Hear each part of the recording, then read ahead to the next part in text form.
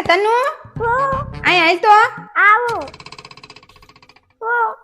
તાર મેળે નથી જાવું? ના ના પણ તાર પપ્પાને કે ને આપણને બેન મેળે લઈ જાય. તમે કહો ને હું કહીશ ને તો નહીં લઈ જાય. તું કે ને તો મારો મેળ પડી જાય. એ પપ્પા મમ્મીને મેળે જાવું હે લઈ જાવ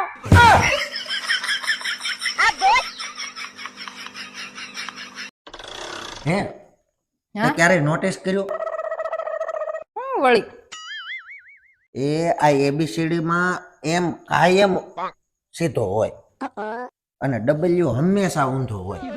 કેમ એવું? આ તો કોઈ દી વિચારે ન આવ્યો હો આવો. પણ તમને ખબર હોય તો કયો ને.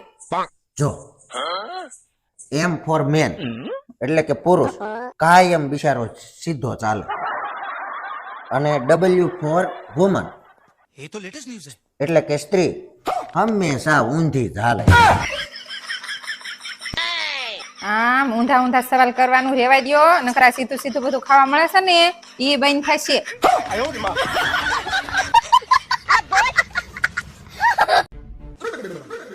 જુઓ મિત્રો, એક 24 કેરેટ સોનાની વાત કરી દઉં.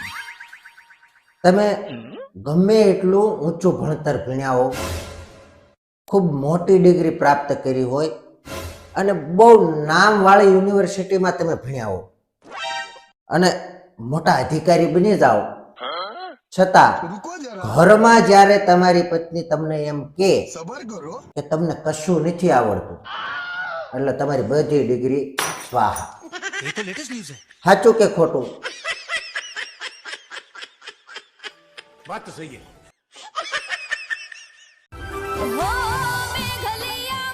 તો હું તારા તારમાં લઈને બેસી ગયા છો? શું છે? અરે આ જો ઓલા ફ્રેન્ડ ના બધાના મેસેજ ને કોલ આવે છે. કોણ છે વળી? અરે ઓલા મગનભાઈ, પ્રફુલભાઈ, મોહનભાઈ, પ્રકાશભાઈ, ઓલા અમીરભાઈ, એ બધા એવું કે છે, સાચું કેજો, એવું કે છે કે હે વિપુલભાઈ તમે અમારી બેન ને બહુ હેરાન કરો છો. સાચું કેજે, ના, મેં હવે- તને ક્યારેય હેરાન કરી? ના હવે એવું કઈ નથી. ક્યારેય મેં તને ઊંચા અવાજે વાત કરી? નહીં નહીં હો. મેં તને ક્યારેય રોકટોક કરી? નહીં નહીં હો.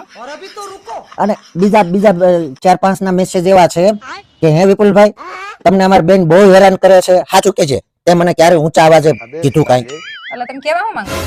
એટલે એમ કે છે કે તમને બહુ કે અમારા બેન હેરાન કરે છે, તું મને ક્યારે રોકટોક કરે છે? એ બધું રેવા દ્યો. આમ છે ને પૂછ્યા વગર ઘર બહાર પગાઈ ન મૂકતા. અરે પણ વિડીયો બને છે, વિડીયા એ વિડિયો વિડિયો ગયો ઘરે. પૂછ્યા વગર પાણી નો પીતા તમે.